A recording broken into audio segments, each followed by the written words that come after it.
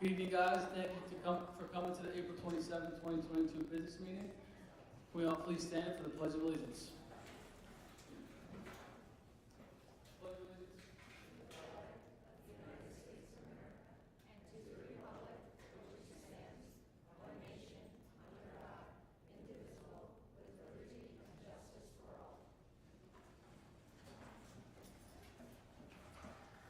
Tonight we are joined by 6 of our board members, our superintendent of schools, Dr. Timothy Harnan, our assistant superintendent for curriculum and instruction, Dr. Ted Fulton, our assistant superintendent for finance and operations, Mr. Lucas Montero, our district legal counsel, Mr. Neil Block, our district clerk, Ms. Suzanne Benetti, and we will be joined later by our student rep, Ms. Grace Witt.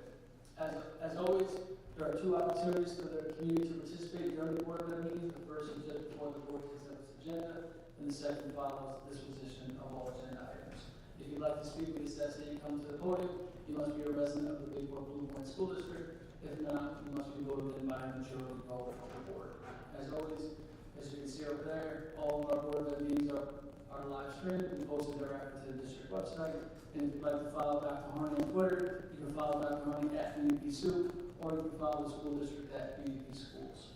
So as you can see in the audience tonight, we have a lot of special guests who want to celebrate and congratulate and acknowledge all the hard work these students have done. So at this time, we'll turn over to Dr. Harney for our recognitions. Thanks, Mr. Miller. I appreciate it very much. Again, I'd like to welcome everybody here tonight and congratulate our students and our parents.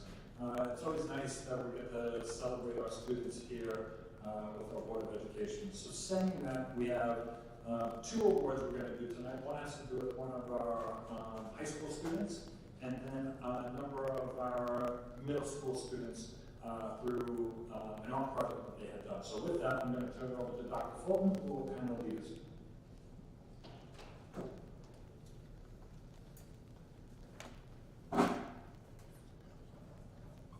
Thank you. Good evening. We can have Mr. Zarcone come up here too as well. Our first student we're going to award tonight was a member of our capstone research program. And this is a program where students actually learn research skills that many of us didn't encounter until we actually were on a college campus, and actually created their own research paper. And we're lucky enough the student's paper was of such a high level that it actually went through a peer review process, which is reviewed by professional researchers, and the paper has actually been published. So it really is something that's amazing, and it's fantastic, and it's something really proud, and something that it's difficult to get published. I myself, going through the process, was rejected multiple times before my first publication actually occurred. So it's impressive. I know it's okay, but for this student, it's an amazing, amazing accomplishment, and we're so very proud of her. So please, for the publication of her paper, The Fibonacci Sequence in Art, the Measure of Utilization during the Renaissance, Baroque, Romantic Art Movements in European History, published in the Journal of Student Research. Let's give a big round of applause for Annalie Sharp.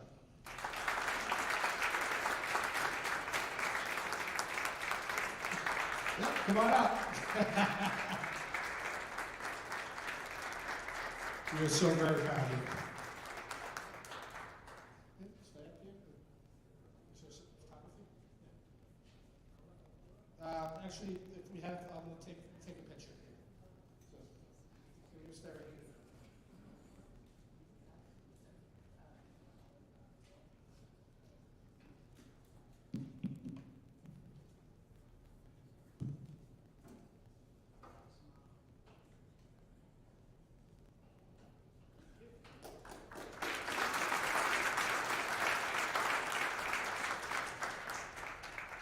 The next group of students that we're going to honor is, there's actually the Catbird Seat Art Gallery.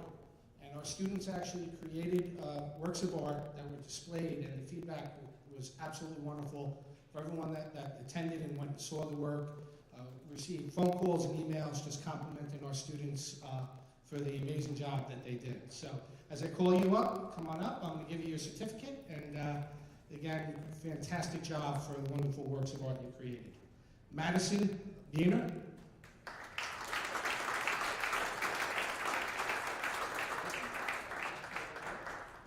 Dylan Bowen.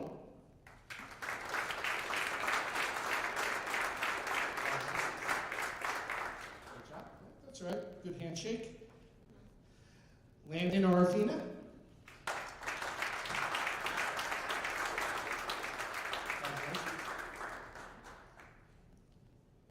Michaela Durasma.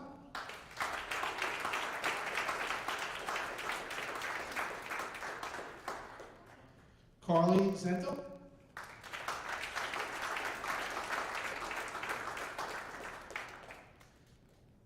Madeline Marazita.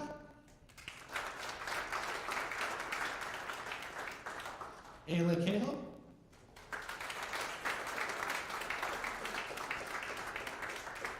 Did you win, or was it practice? All right, excellent. Olivia Farrell.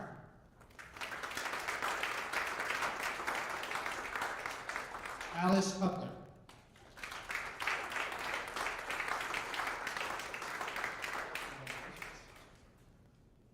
Cameron Ward.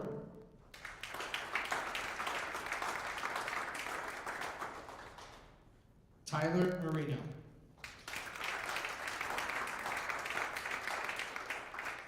Lily Castica.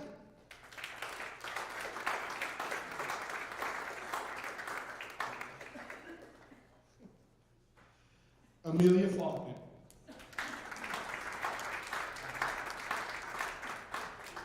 Shannon Carney.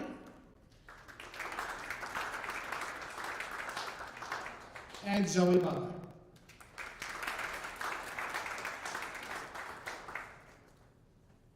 If we can, the photo, I'll grab my phone.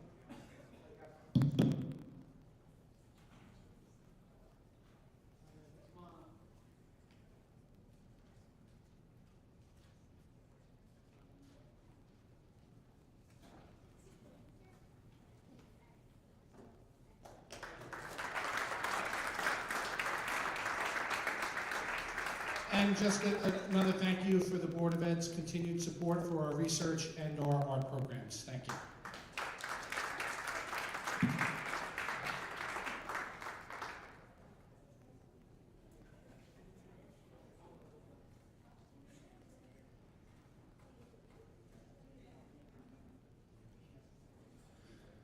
All right, again, guys, one more time, congratulations, but at this time, if you'd like to go home for the night, we understand. Have a great night, and congratulations one more time.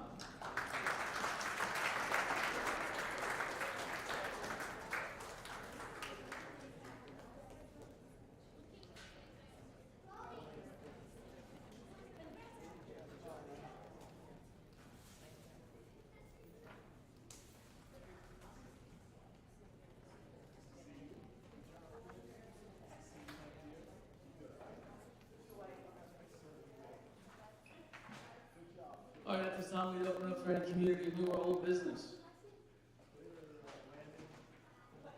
Who's starting?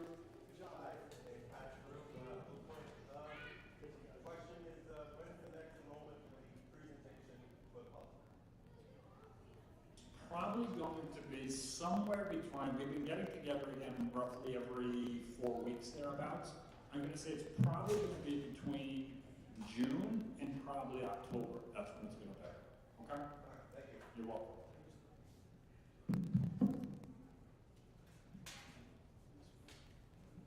Good evening, Jen McCormack, report. I'm not sure if this is the right time to discuss questions about the budget, the proposed budget. Is this the right time that I can bring up questions to the board? Okay, a couple of things. Just with the 1.5 surplus money that we've had for unappropriated fund balance, were there other things discussed by the board, other items that money could have been used for, or has the district recommended spending it in certain ways, or was lights the only thing that was discussed about using that money? I mean, there were many discussions over the last 2 years. One of our goals has been athletic lights at the high school complex. But I know Dr. Harney and his administrative team brought a lot of examples to the board, and they were added into this budget. So there was many discussions on multiple items. Many discussions publicly, or was it just, because the only time I've actually heard about the lights discussion was April 5th, and I listened to board minute, I mean, you can correct me if I'm wrong, but the lights were discussed April 5th, and I apologize, I wasn't here to ask questions the week prior to, because you had a meeting April 12th, so a week was not enough time for me to gather up information and try and ask and address here, and I wasn't able to make the April 12th meeting. But I went back and reviewed other board meetings, and the lights weren't really discussed. Maybe I missed it, maybe it was silent, I'm not sure. So my question was that discussed prior to the April 5th meeting by the board at a public forum?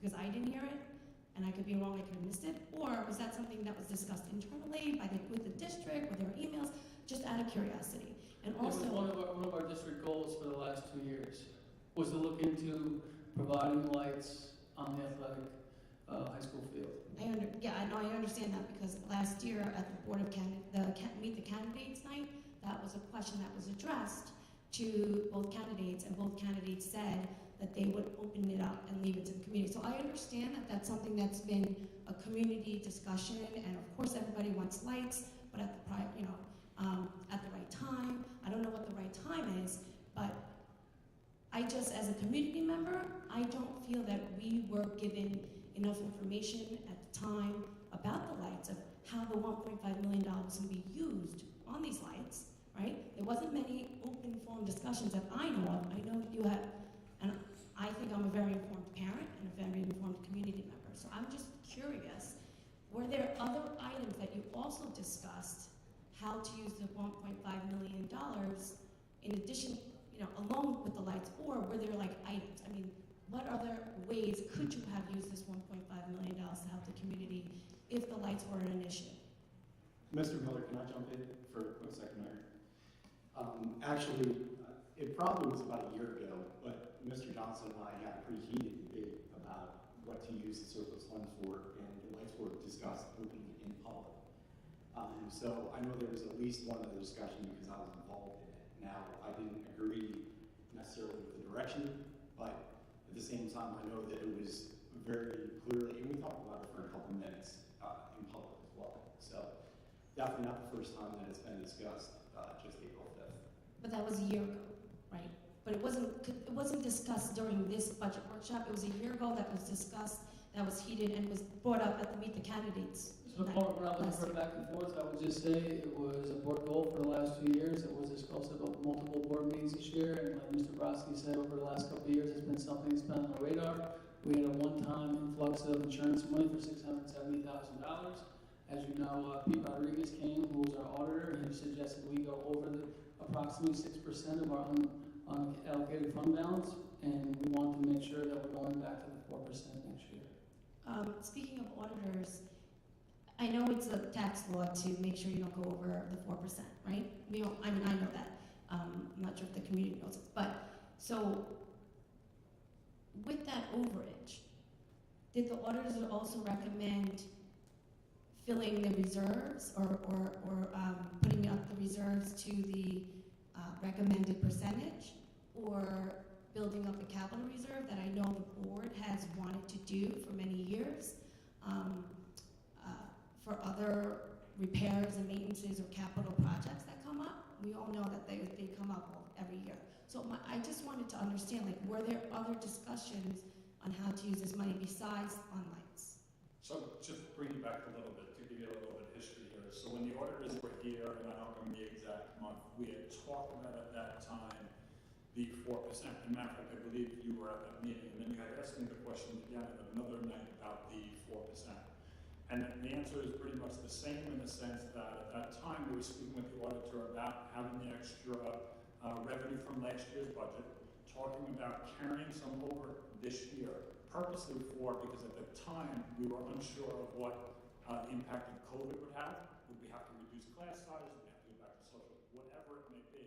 So the recommendation was, could we carry over the 4%? And it ended up a little bit over 6%. And we said it's roughly about that 1.5 million. And then when that happened, we said, okay, he did caution us at the time. He says, just do it for this year. He said, many districts have done it for this, so we knew that. That was a public discussion. And then from there we said, okay, at the end, if it's not going to be used, then it needs to go back into the reserves. The reason the money was not put into reserves, and the way the recommendation was not to go into reserves last year, was because used for a specific thing. Therefore, if we had an issue or an emergency due to COVID, there's no way we would have been able to get to it. We wouldn't be able to go into a workers' comp. We wouldn't be able to go into employment to pull that money out. So that's why that money was left there. And then throughout the year, as you know, Mr. Miller and Mr. Browski already had spoken about it. They talked about lights. It is a goal. It is within the goals of the district. And then on April 5th, when the conversation came up, they were talking about in terms of, I think Mr. Frontera, and I don't want to quote him, and give an update on where we were in terms of the budget cycle looking for the end of this year. It did not look like we would be tapping that money at all because we didn't have to do anything different for COVID. And then the conversation continued about lights that night, and then that was basically it. I understand all that. And I appreciate all the work that the board puts into this and the administrators. It's a lot of work, I know that. I wanted to understand what other avenues could you have used this money for? For example, could you have returned it to and lowered the tax levy with that money? There's always that. I don't know if, please correct me if I'm wrong, but there's also that ability to put that $1.5 million to lower tax levy, right? I agree that you could put it back to the tax levy, but you are putting that into a reoccurring cost each year though. So if you take that 1.5 and you put it into the budget, you're gonna have to make up that 1.5 the following year. These are one-time monies. That is why we had it in reserve to use for one-time expenses. If you start bringing the levy down for 1.5 million next year, you're gonna have a budget gap. When you say budget gap, I mean our tax, the next year, if... The next year, you're not gonna have that 1.5 million reserves, so you're gonna have to make that money up, plus if there's any increases to the general fund balance. But you're not putting that into reserves this year, right? You could be putting into those reserves. You could be making capital reserves. You could be setting up yourself for reserves, right? And as for lights, how many? I would love for the kids to play under lights, but are we not providing the kids lights now? Is there such a need, and are we not providing them with lights because we can rent lights? I think it takes 6 portable lights for stadium lights, right? And they're about $10,000 each. We could buy 6 of them, maybe even 7 as a backup. For $70,000, we can provide lights for these children to play under. Why aren't we doing that now? Are we doing that now? And maybe I don't know about these lights. We can use those lights now, provide lights for the softball fields. We can provide lights for the tennis courts. Okay, so my question is, we're spending almost $1 million for these lights without community input or referendum, putting into the general budget and raising it up budget to budget, not tax levy. I mean, right now tax levy is at 3.49, below the tax levy cap. Great, it's wonderful. However, budget to budget, we're at a 5.19% increase. And next year, our budget to budget will be about 1% because that one-time hit's going to hit, so our 2-year average is going to be exactly where it should be. But in a couple of years, when all that federal grant money comes out and it's not covered, where does that leave us? I think what Mr. Miller was trying to say before about why we don't lower the tax, if you have $1 million and you know, well, $1 million is 1.5% tax. If you lower taxes if you freeze taxes by 1.5%, well, 1% this year is always in your tax roll every year. It's like a cost of living increase in your salary. You're always getting compounding increases on that. If we were to just say, hey, we got a surplus of money, let's not raise taxes this year, you lose that revenue every year for the foreseeable future. That's why you can't do that. But we've taken an approach where 2 years ago, we came in more than 1% below the cap. This year, 0.5%. So we've made those changes. And to address the reserves, I was speaking to Mr. Frontera about this. We've increased our reserves by $5 or $6 million. I mean, we've had budget surpluses every year since the year I've been on the board. And we've put that towards reserve. We've moved money, whether it's been fund balance or it's been transferred to the reserve. So this $1.5 million, this isn't the only money we've had in surplus. This is the money that we've identified from specific things like athletics being canceled for 1.5 years, from the one-time bump, that we've decided, yes, we've replenished our reserves to over 20%, but at the same token, this is something that we've identified for kids to do, to make, and renting lights, go to football, lacrosse, go to any sport sport and watch the rental lights. You're gonna walk away with a migraine because they're right in your line of sight. They're completely different. It's not feasible. We're one of the only schools that don't have them. So can we get along without them? Fine, absolutely. But that's been a decision. It's been something that we've kind of collectively worked together, especially since COVID happened. You know, that to me was the tipping point to give back to youth sports. How about field trips? How about other, Thank you, community Mr. member Coleman. things? I just, I have more questions. Can I come later and ask additional questions Absolutely. in regards to the consent agenda today? Absolutely. Okay, thank you. Thank you, Mr. Coleman. Any other questions?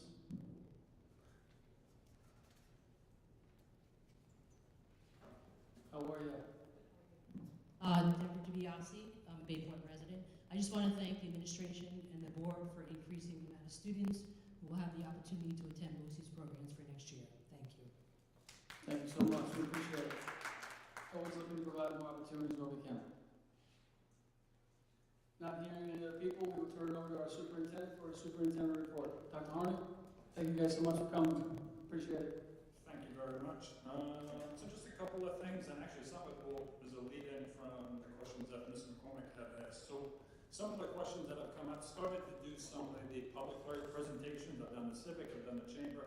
Some of the questions that were coming out, just to make clarity, one of them had to do with heights, transportation, and the social work. So I'll just do that just for clarity purposes. That Mr. Frontario and I were kind of asked on a number of cases. And I guess, and actually, Mr. Point, can you just clarify that it is just reminding the lights is not having an impact on the tax levy. That was a question that came to us. It is, if the lights were in there or not, it's 3.49, and that's what it was. So that was a question that kept coming up to us. We wanted to just make sure that we're understanding of that. Transportation, people were asking about why it wasn't a referendum again, and I think last time I had said it, up until about 6-7 weeks ago, I was under the impression that it had to be a referendum as well. We did some more research and speaking to our legal counsel, and really it came down to because it had to do with safety zones and not necessarily reduction of mileage. That was the biggest difference. So therefore, it's something that would go into the budget, and people are still voting on it. It's just a budget line, as that's what it was. So that one. And then the last one was about the social worker. We are using one of the grants, and actually that just came up again a little bit, for one of the social workers, and the reason would be is we were planning, because it will be a reoccurring cost. We've been asked, all right, when the grant runs out, are we looking to remove the social worker? That is not the case. We're planning over a couple of years, just like we were planning when it came to the pre-K as well. So that's kind of where it is. We're putting in one now, and then when the grant runs out, we'll be okay by adding the second one back to the general fund budget. So I just wanted to clarify some of those. It's questions that have come up in relation to the budget, just so that people have that. On the next note was, we had 2 presentations this week. One for our middle school parents and one for our elementary parents. And then before the break, we did one for our high school parents. Very well attended, very good conversations. I want to thank everybody for attending. We are going to do one more if people want to mark their calendar, kind of end the year, but also kind of end the year and try to bridge the summer to next year. And that's going to be June 8th. So that's the day that we're looking to do that. So just so people have that and they can mark their calendar. With that else, there hasn't been much else because we obviously had the break. The budget newsletter will be coming out. We finished it over the break, Mr. Frontario and I, so it'll be going to the printer so people will have that. Mr. Frontario, 2 important dates for people to remember is the May 10th Board of Education meeting.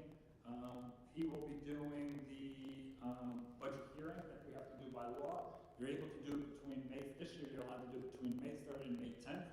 We happen to have a board meeting May 10th, so that's why it's happening on May 10th. And then obviously May 17th is the budget vote, so we ask for everyone to come out and vote. So those are kind of the important dates that are coming in. And obviously check your calendars because there's a lot of events that will be happening, a lot of the nights. So we'll be out and about at those. So with that, I'll turn it back to Mr. Miller. Thank you, Dr. Harney. Moving on to our student delegate. Hey, Ms. Wood, how are you tonight? I'm good, thank you. Children's Got Talent was on April 1st and the students loved it. Blue Point Idol was actually just having a rehearsal in the auditorium. They seemed very excited. Students in AP Research have just completed their AP capstone project, which was a huge deal, so congratulations to all the students that completed The color run is being held at James Wilson Young Middle School on May 22nd. It is run by the Booster Club and all ages are welcome. Spring sports are still going on in the high school. Everyone is doing very well. The Pops concerts for orchestra, band, and chorus at the high school are coming up in just a few weeks, and students are looking forward to it. AP students are busy reviewing and preparing for their test, which will begin next week, so good luck to everybody on that. Thank you. Thank you, Ms. Witt. Any questions for Ms. Witt?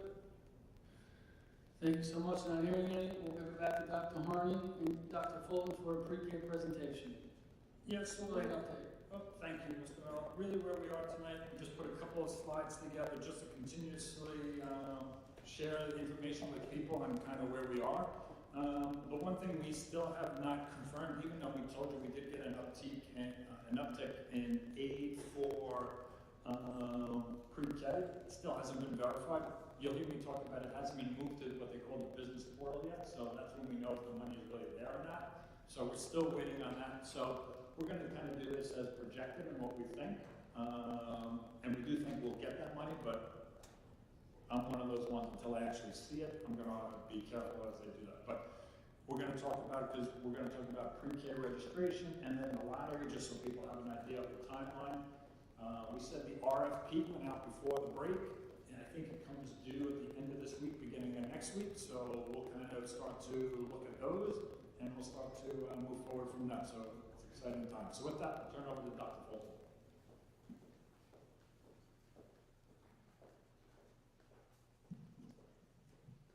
Thank you very much. So tonight we're going to actually review the anticipated BBP funding.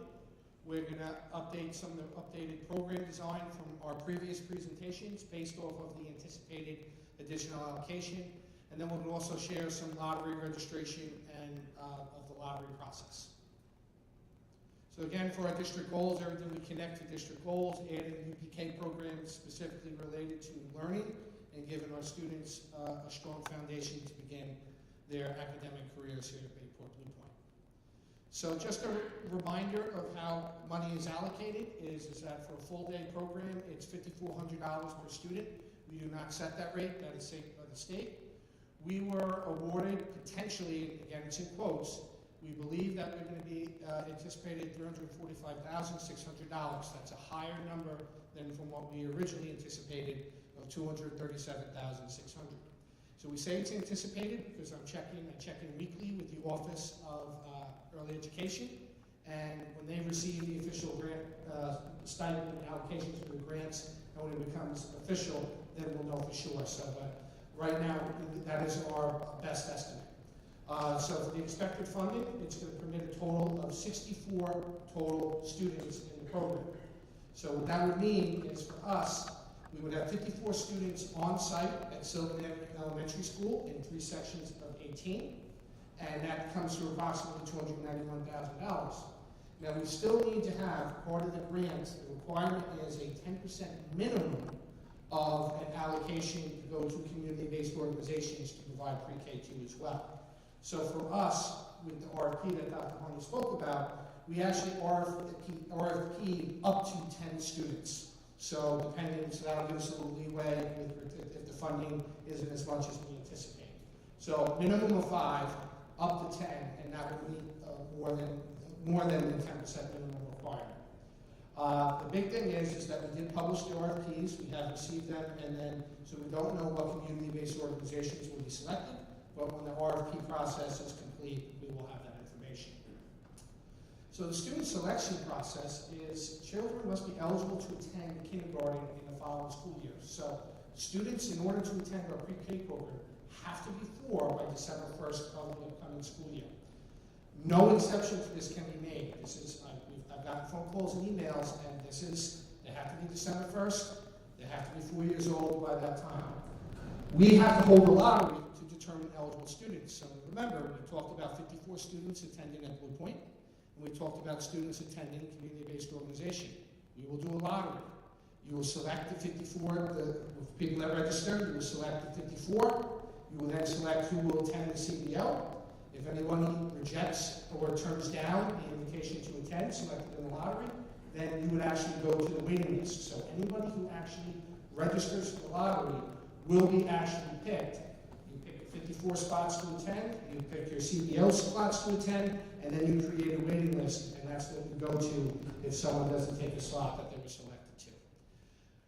Children who are eligible to attend kindergarten are not eligible to be, again, part of the program. This is a question that's come up for parents that have, because kindergarten is not compulsory, some parents have held their children out, and if a child is of kindergarten age, they would not be able to register for the pre-K lottery.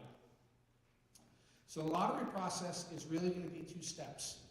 On Monday, we are actually going to post a link on the website. I'm going to send a letter out to any address that we have within our system.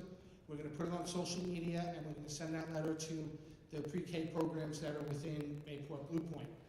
There's going to be a link to a form that information will be filled out on to actually declare intent for the lottery and fill in some basic information.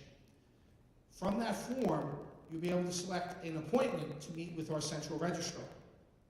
What will happen then, there's a second link where you could actually download the required paperwork that you need to fill out, and at your appointment with the registrar, your paperwork will be reviewed to ensure that a person in the lottery is indeed a resident of the district, and also that the student can participate in the program. So it's fill out the Google form, download the necessary paperwork, schedule an appointment with the district registrar, and then come in and meet with the registrar, and that's how you are in for the lottery. This would be for the entire month of May.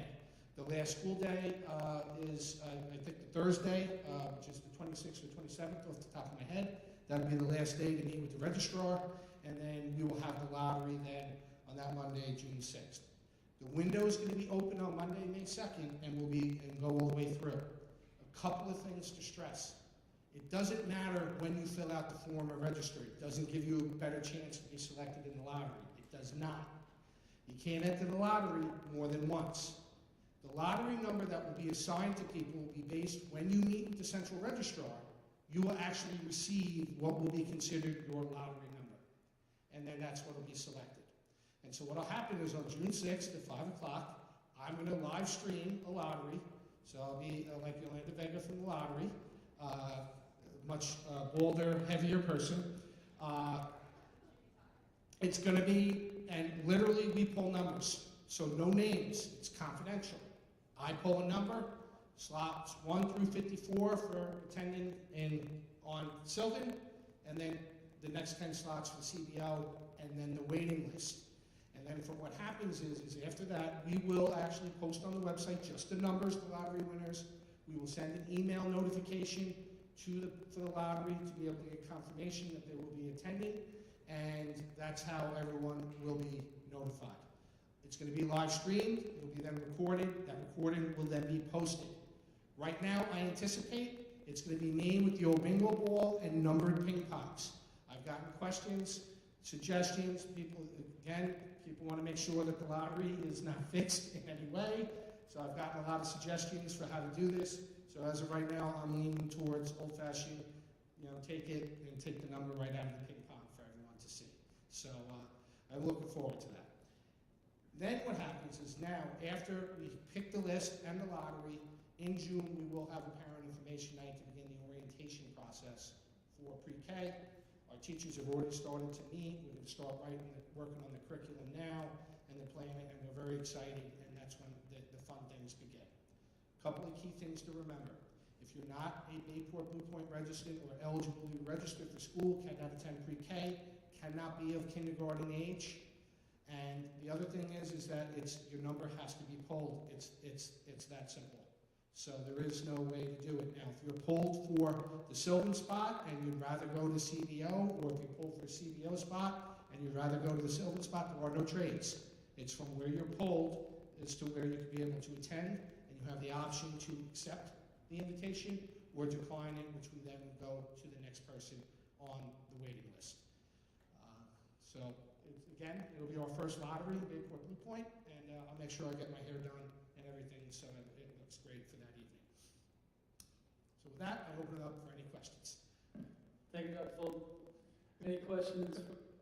He's proud of himself, that joke. He's super proud. Any questions from board members? Community members, any questions about UPK? Yeah, you just want to come up to the mic? Well, any questions on UPK? Also, we'll probably do part of this presentation again so we can continue to reiterate it with people. Yeah, Mr. Rowe. Hi, Patrick Rowe, Blue Point. Just a quick question. Actually, someone asked me, a fellow parent, if the budget fails, does this UPK still happen? Because it's funded by the state. I was told this was no cost, so does it still happen or no? A couple of things, it's not no cost, it's still expense to the district, though we're getting money from the program, it doesn't necessarily pay for everything within the program. All right, so it's not a no-cost program, as we were told. I would have Mr. Fontero answer the last part of it, because one of the things he'll do on the May 10th is talk about what a contingency budget will look like.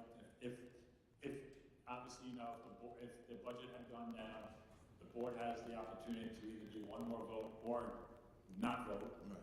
Okay, and then that would determine what would come out.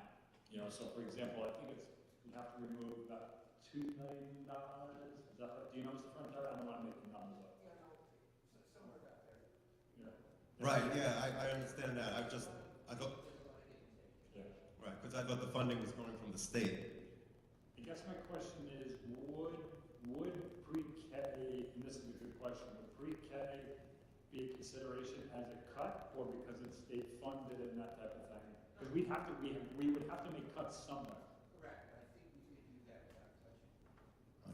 Thank you. My estimates, Yeah, so let us do a little bit more homework on that before just, Because people text me, I mean, I don't have interest in pre-K. yeah. I said there was no cost, but Well, the other costs that we're doing it now, we're trying to buy some of the equipment now, some of the materials now, those type of things. And I said, one of the things we're trying to do is use our in-house people. So that's where, when we talk about, there's no large costs for that.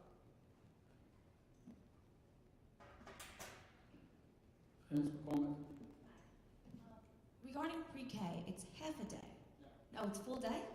Oh, okay, so I'll let my, Full day minimum of 5 hours, and that's the academic piece. And Move this, it. the difference, there's two grants. There's the original UPK grant, which allowed half day. This is a grant that was created approximately 2 years ago. It has to be full day, minimum of 5 hours instruction. And like I said, that information's been in our product presentations. And I'll follow our calendar, just as normal. so what time is drop, would drop off be? We have not, we're actually we're talking about that right now. We haven't sorted all that out. And then would they be able to be part of the scope, the morning drop-off program? And as discussed and presented in our prior presentations, there's no transportation provided to pre-K. Students are not able to participate in the before or after school program.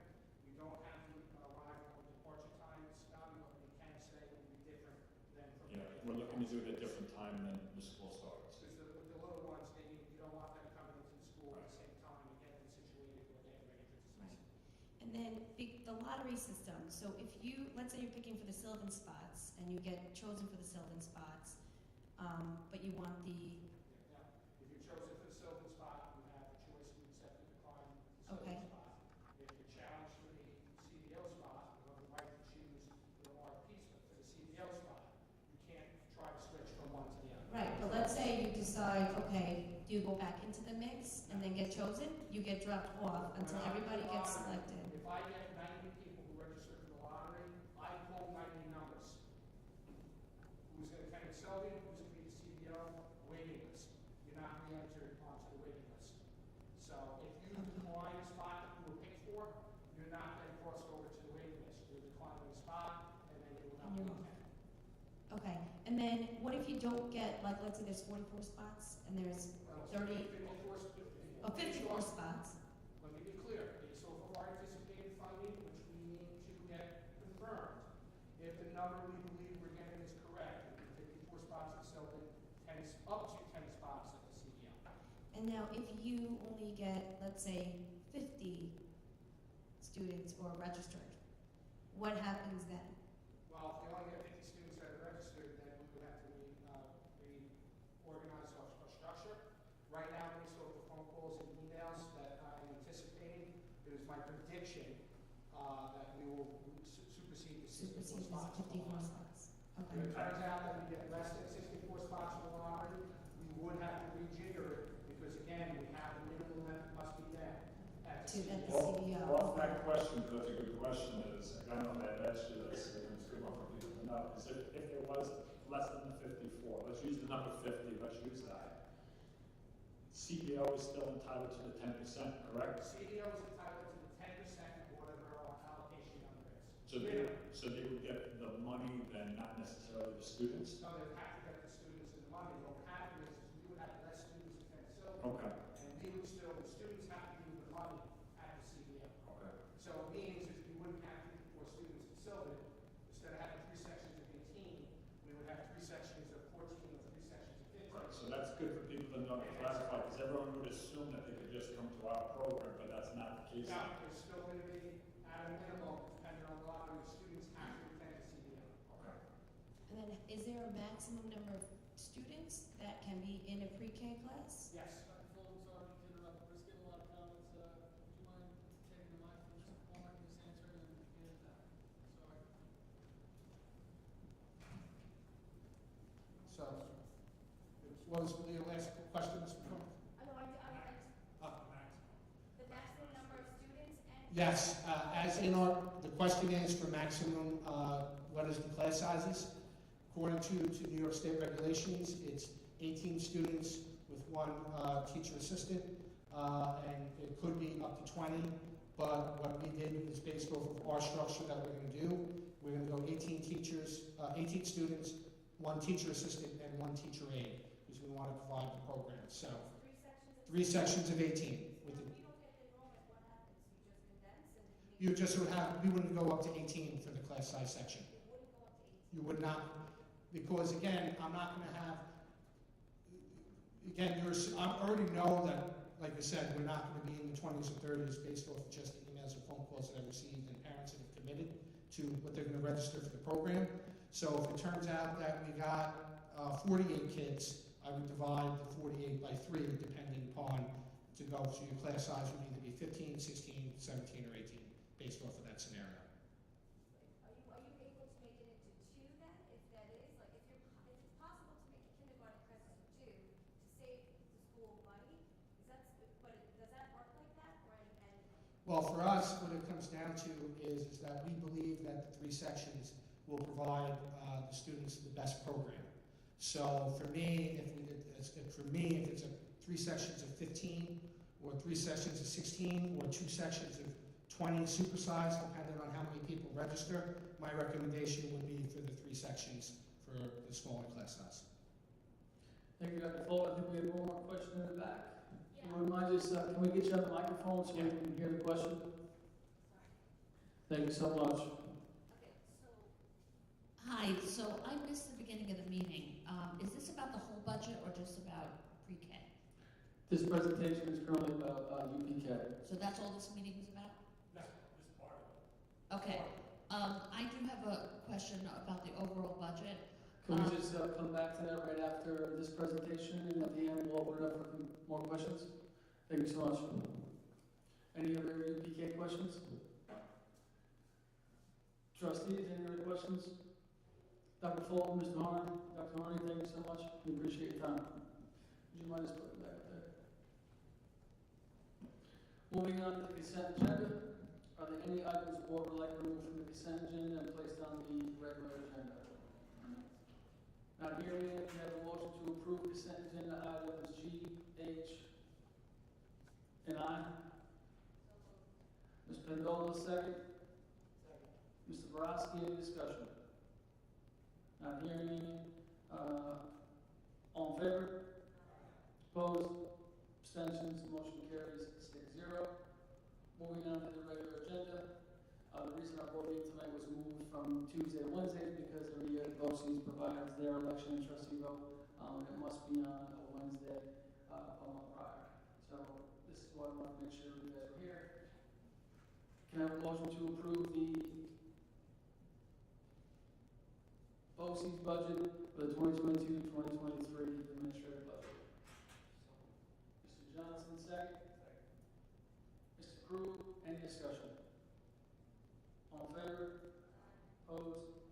Abstentions? Motion carries. Moving on to the trustee elections for the BOCES board. Board. We have a motion to approve the 6 people listed on the regular agenda for the BOCES Board. Ms. Bendola, second. Mr. Brodsky. We have someone from Oyster Ponds, Ms. Linda Goldsmith, Mr. William Hunt from Riverhead Central School District, Lisa Israel from Greenport, our very own Fred Langstaff, who everyone knows from Sago, our Norman Wagner from Central Islip, and John West from the Virginia School District.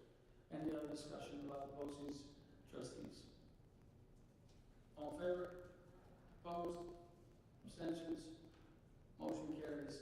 Open it up to the community members for any other questions, new business. This would be your time for a call. If it's hard to walk, we'll bring a mic to you. It's all right. How are you? I'm sorry? How are you? Walking, which is good. Okay, so I missed the beginning of the meeting. Sorry about that. But I Could you just have your name real quick? Oh, I'm sorry. My name is Irene Angelis, and I live in Blue Point. Thank you so much. Sure. Saw something on a Blue Point community Facebook site that you were thinking about ripping up the athletic field. I believe that is false. What they're talking about is a conduit would go underneath the field, which many schools do, to do the electric. That's what it is. So there's going to be no ripping up of the field. Okay, I'm sorry, because the post said that you were redoing the lights at a cost of $5 million. No, the lights would be the cost of $1 million, okay, for the one field, okay, and basically, most of it is do the electric piece, and basically they have to put what they call a conduit underneath so they can do the lights, so that's what, yeah, it's a cost of. But are the lights only 5 years old? We have no lights. We don't We have. have no lights. We have no lights, correct. Okay, so the cost is $1 million? Yeah, it's about How much is that gonna raise? $11,000. How much is that gonna raise the budget? It raises the budget to budget about 1%, but it does not raise the tax levy, which is what the community, when people are paying their taxes. So whether the lights were in there, yes or no, the tax levy, which is really what, as a community, you're most concerned about does not change. It's 3.49. Okay, very happy to hear that. So that post was false. I'll go back and. I don't see it, I'm not a Facebook person, but yes, that is inaccurate. Yeah, because somebody posted $5 million. Yeah. Okay. Well, what I can say, thank you so much for coming, and we appreciate you coming out here to get the real information. Thank you so much. Any other community members? Ms. McCormick? I just wanted to address that even though the lights does not increase the tax levy, the money that's used on the lights can lower the tax levy. Just wanted to make sure that the community is aware of that, because I don't think we're actually giving out the whole information. That money could be lowering the tax levy, and I understand in the next few years you maybe lower the revenue stream, but not by much. And in this day and age, with coming out of the pandemic, with people losing their jobs, people struggling and living check to check, I think we need to be a little bit more cognitive of how people in the community, not just the affluent part of this community, other people living check to check, and how we can help lower the tax levy or in this community. I think our taxes are through the roof. I think if we can somehow do away with some of the luxury items in this town and help lower the taxes in this year, and then be more fiscally responsible and lowering the taxes, and rather than just saying, giving all these luxury items, I think that's something that we really need to do as a community, because I know myself and my family, I'm not currently working now because I'm on disability, but we can't continue to live in this town with the taxes the way it's going. I don't think I'm the only person and only family in this town that's thinking like that. I hear from everybody, my God, my taxes are so high, yet why aren't we getting the state aid? Are we not lobbying enough with the legislators? Do we, as parents, have to go there and lobby for the state funding to be higher? Why are we the highest tax-paying community with the lowest aid communities? Is it because we have so many affluent homes and I don't understand. And I have not been able to get an answer to that question in the years that I've been involved as a very informed parent. I think it's time that we really need to sit down, board, community members, friends, family, get together and say, what is it? And we're talking about diversity. We created a care framework here. We're trying to, you can't do that in a community where people can't move here. That's not of, you know, from an affluent family. You can't. And so how do you continue to work on that diversity and work on culture and work on teaching when maybe I'm one of 3 Asians in this town, or somebody else is one of only, like, you know, 5 of Black community. You can't teach diversity in a community like that because they can't move here. Teachers can't move here and teach because they don't want to live in this town because they can't. It's not that they don't want to live here, they can't.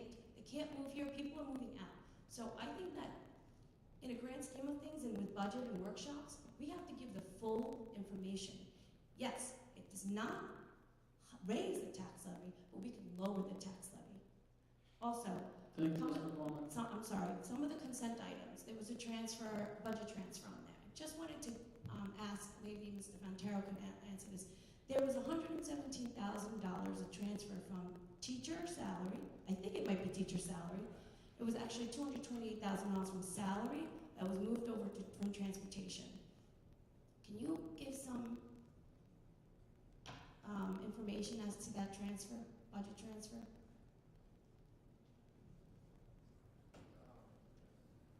I know we had students that entered the district that needed, you know, transportation outside the district. It was unanticipated, and that's why a budget is never really a perfect science. I'm looking at the board documents, Mr. Montero. Yeah, it's a student moving into the district. It's a McKinney-Vento, a homeless student. So I want to speak for you, but I'm assuming it's a McKinney-Vento student who is homeless and we need to provide transportation. So it costs $200,000 to actually transfer or transport that child? One child? No, it's also looking to anticipate additional expenditures to get us to the end of the year as well. So we don't have to make more transfers. Okay. And the transfer from the debit side, right? It came from a line item where it said teacher from Sylvan 1 to 3, I think 1st to 3rd grade. It says teach salary, case, Sylvan. Right. So 1 to 3, special ed. But was that a position that was not filled that we budgeted for last year and that didn't get filled, or was that something? From what I could tell, the number was just budgeted higher than needed to be. But why was it budgeted higher than what it needed to be? Don't we know what the staffing situation is the year before? It could be a couple of reasons. It could be one is the person was in the wrong location. Actually, Mr. Frontero has been changing some of those around.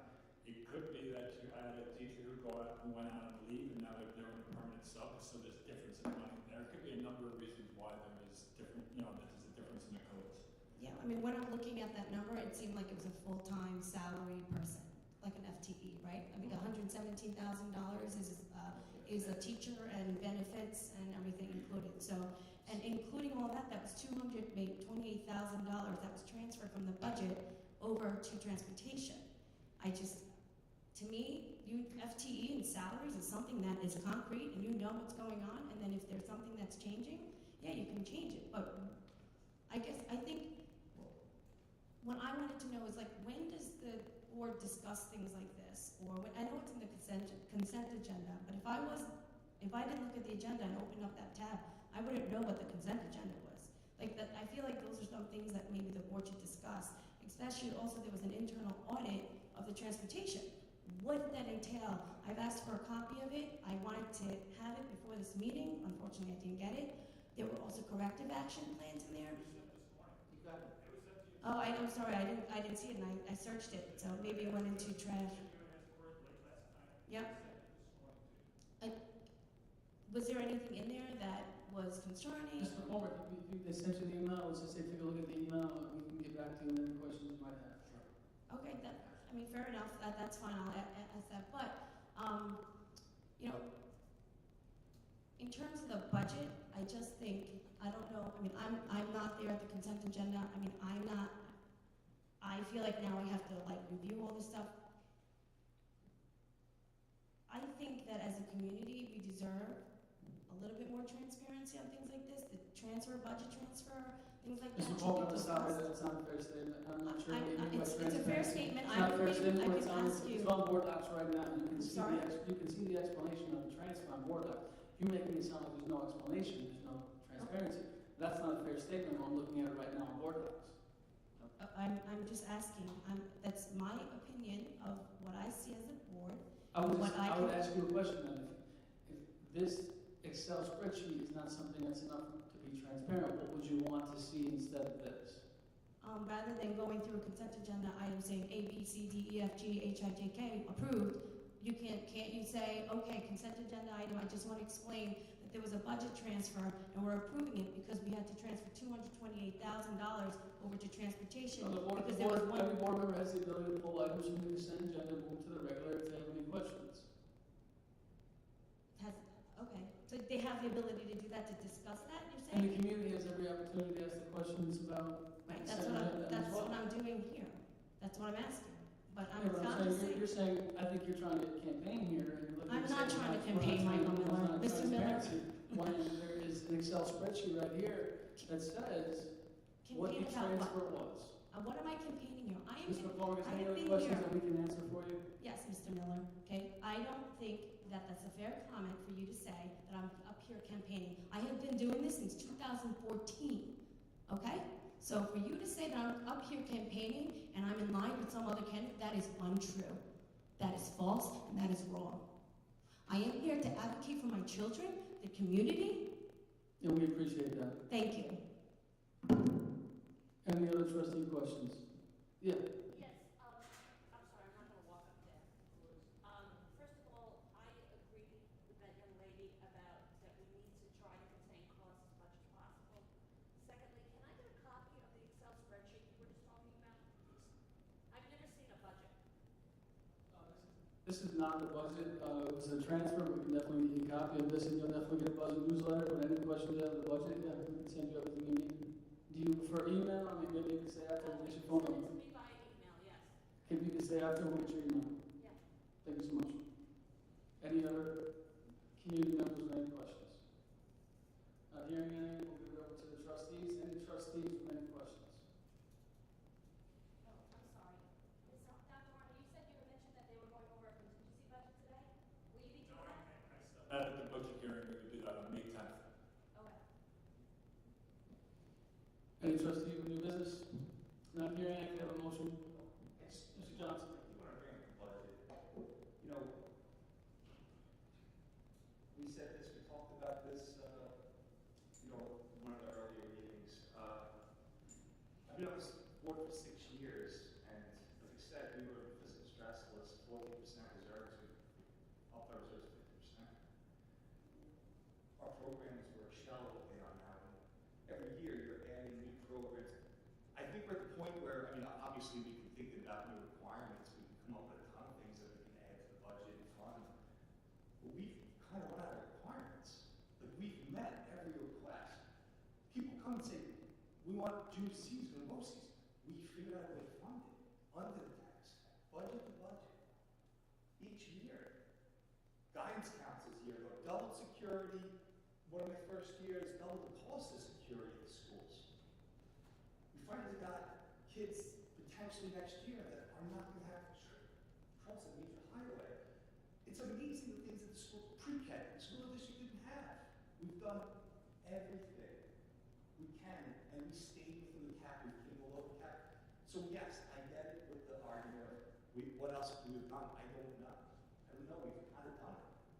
So, and yes, we could reduce the tax levy, but you have to figure out by how much without impacting the future. You put 1% of your salary in 401k, it's in there every year, it's contributing, it's growing. That's really how, on the reverse side, taxes work. You want to keep them low, but you don't want to freeze them every year because you're going to run into trouble years down the road because you don't have that ongoing revenue source. So the goal is keep taxes low without troubling your programs later. We want to keep taxes low, but we also want to grow our programs. We want to be some of the best school districts we have. We're one of the top school districts in Suffolk County. And you have to do that. And I will say that there is conscious efforts to think about building reserves even beyond what we've done. We have $7 million coming in additional revenue with this energy performance contract. 4 years ago, I thought that was going to bail us out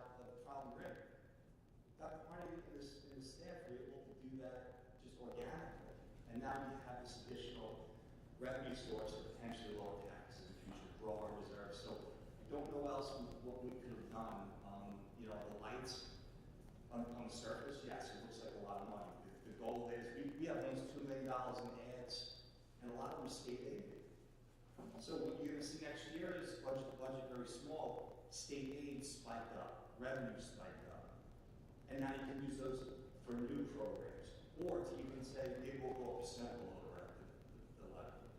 We have a lot of flexibility, and I don't think people really understand that. I don't think it's really being communicated. So, if you have any questions, you can ask me. I'm part of this, so. I don't know what to say. I mean, we said it before, it's a transformational budget. It's an amazing, but very few school districts are able to accomplish what we've done in this. And I think I had all the family. You guys really did an amazing job. You can do it, and your leadership staff. Thank you. Thank you, Mr. Johnson. Any other trustee? Not hearing any, can I have a motion to adjourn? Mr. Krug, second by Mr.